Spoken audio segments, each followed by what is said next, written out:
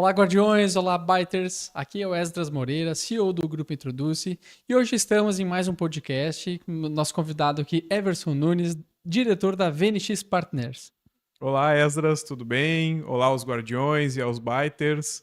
A gente está muito satisfeito, muito feliz por estar aqui conversando um pouco a respeito sobre o tema da cibersegurança. Que bom, que bom.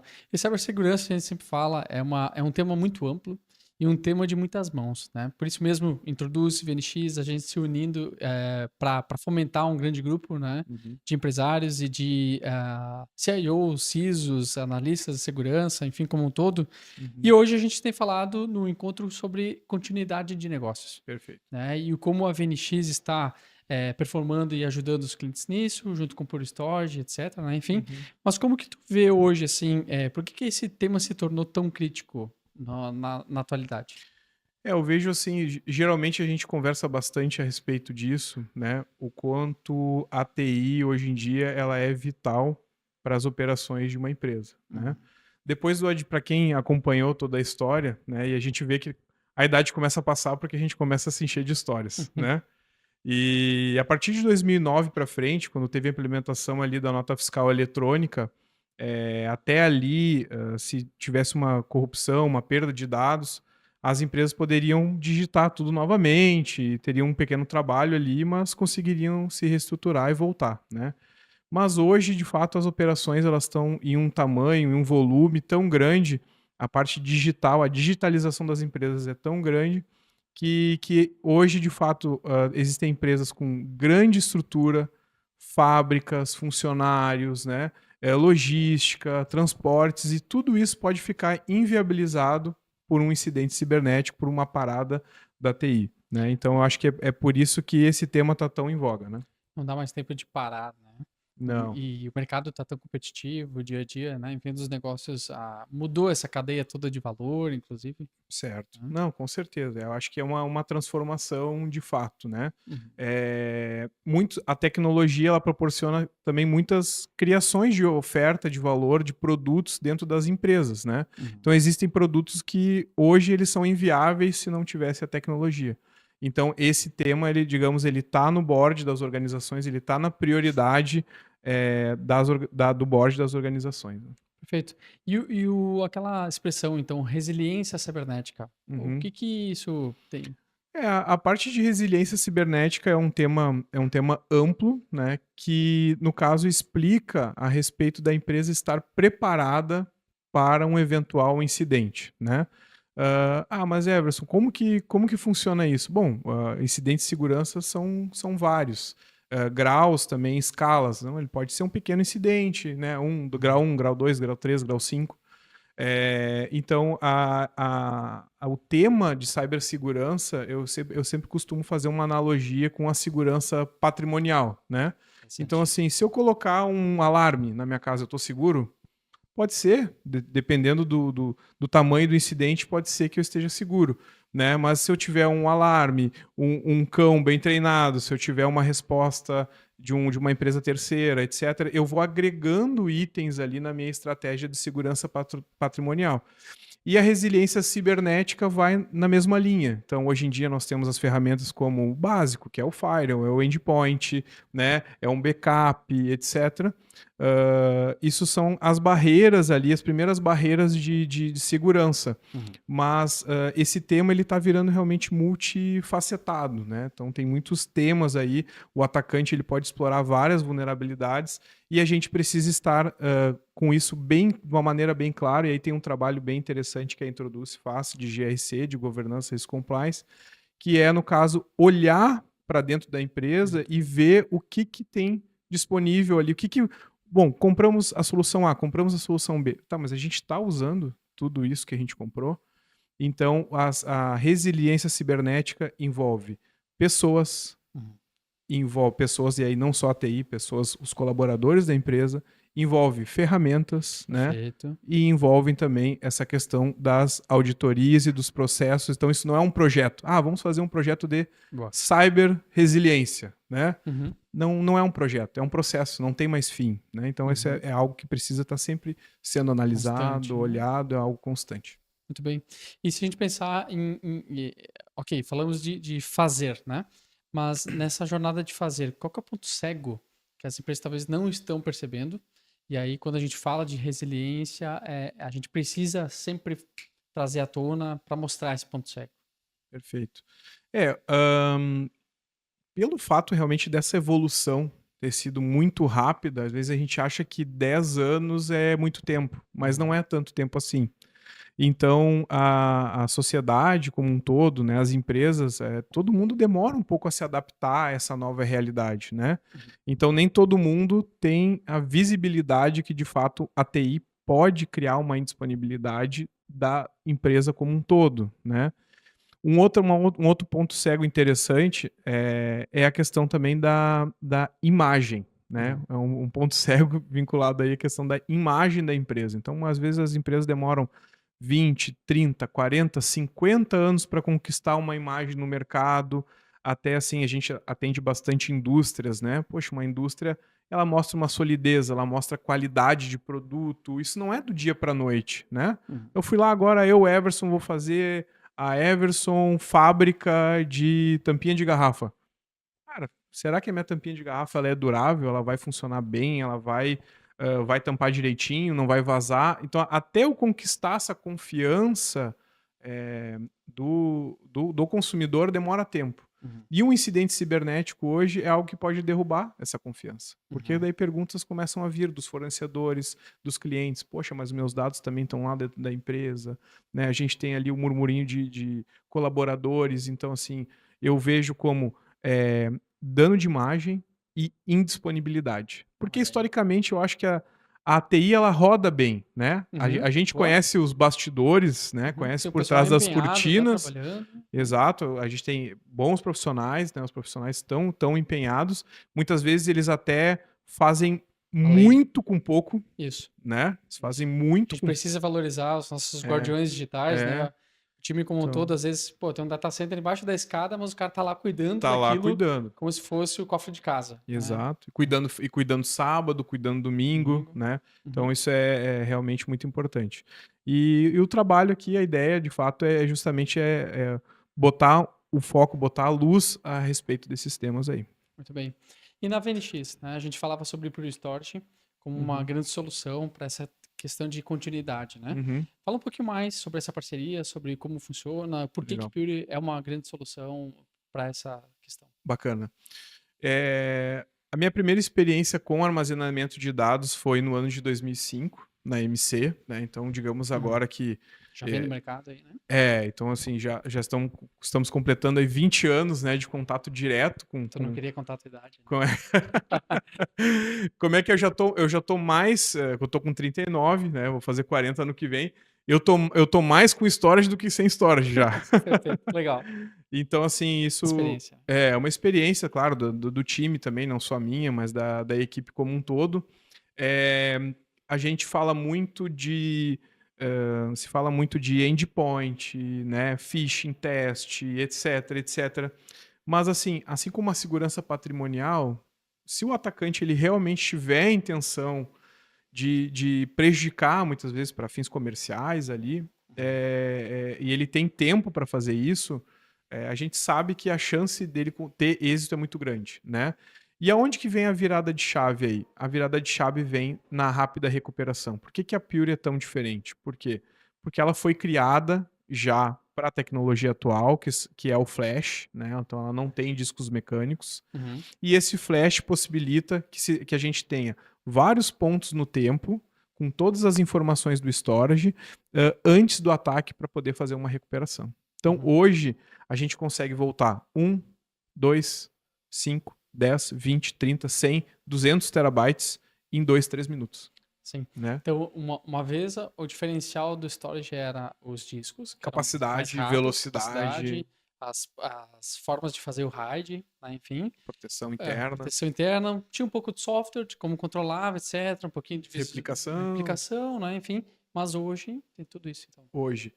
Na verdade, assim, a gente vê que muitas vezes o budget de infraestrutura ele vem caindo, né? Até por uma questão de modernidade, né?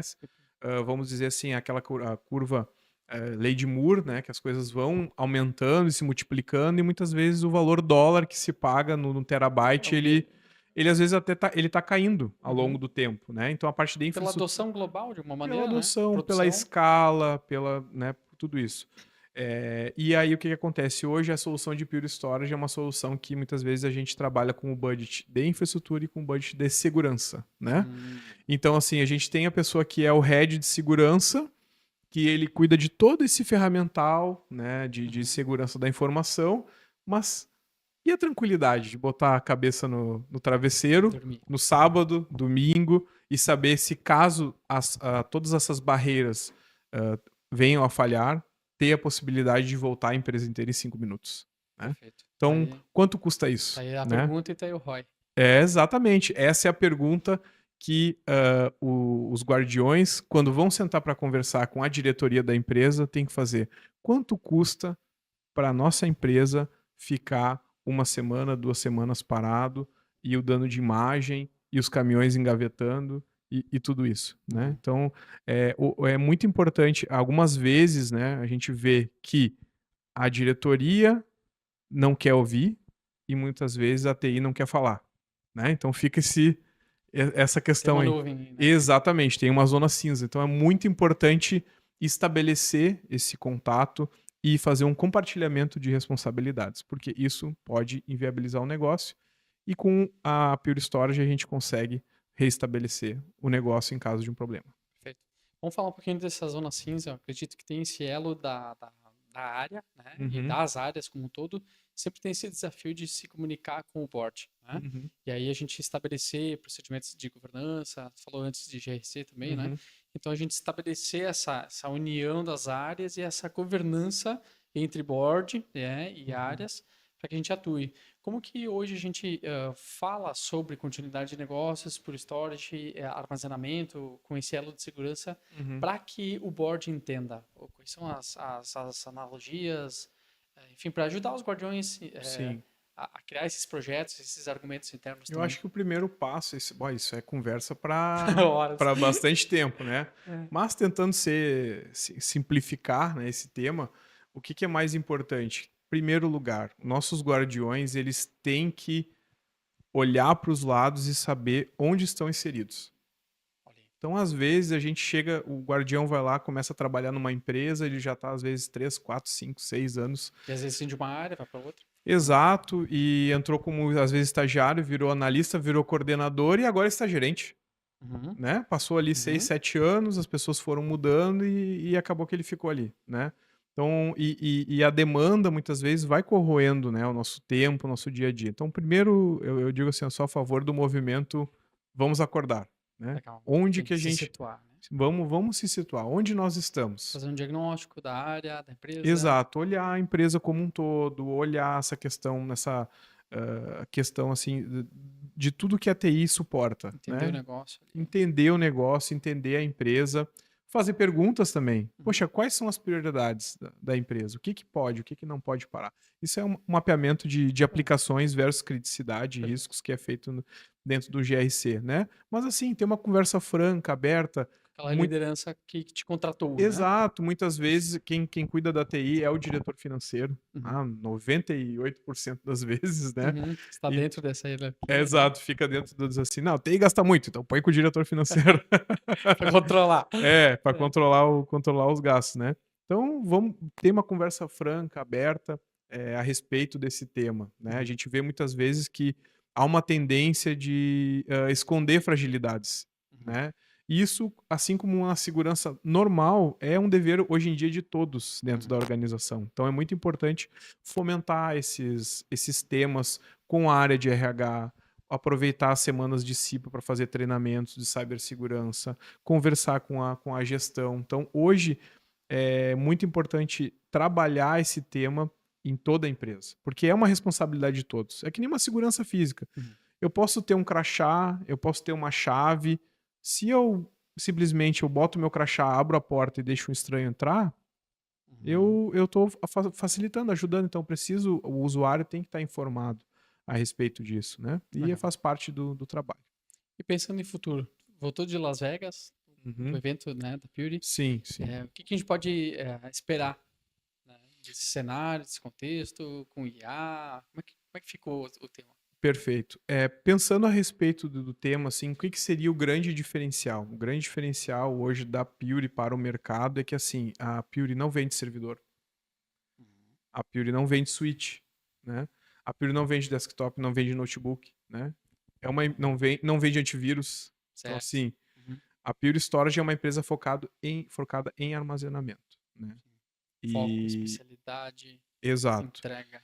E aí vamos pensar, hoje uma migração de dados dentro do cliente médio que a gente Uhum. trabalha, Uhum. 20 teras, 30 teras, 40 teras, 50 teras.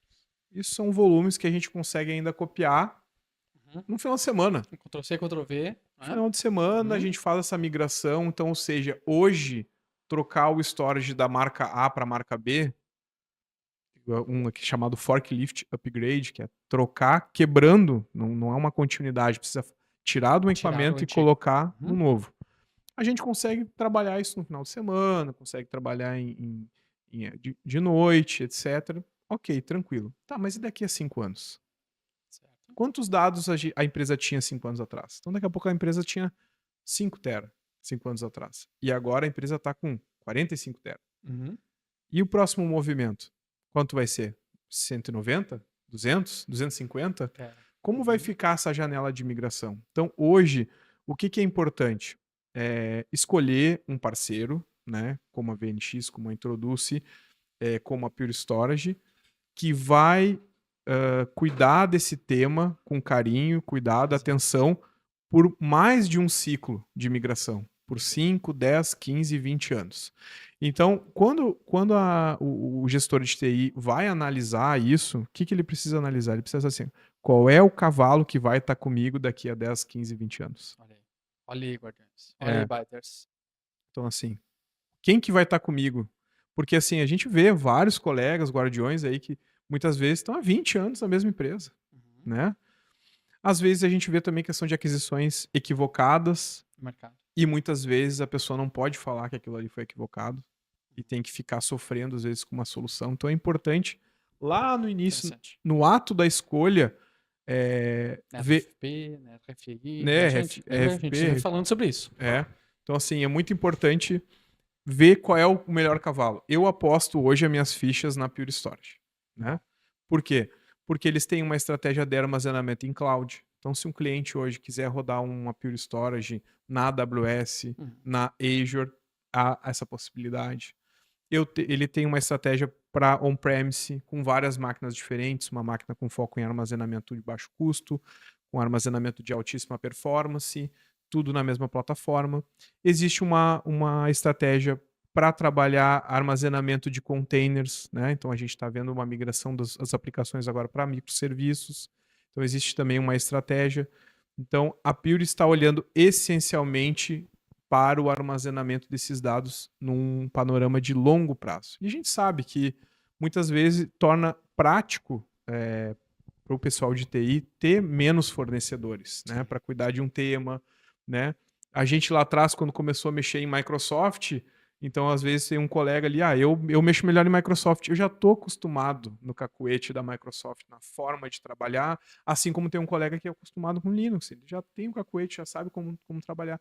E é a mesma coisa também para essa questão aí do fabricante, né? Então, pensando comercialmente, pensando estrategicamente e também pensando no dia a dia na operação, que é realmente aquela questão do backup, da produção, do criar um volume, de cuidar de uma máquina virtual, né, que tem o dia a dia ali, que alguém precisa fazer esse trabalho, e a Pure Storage hoje é muito fácil também de trabalhar esse dia a dia. Que momento.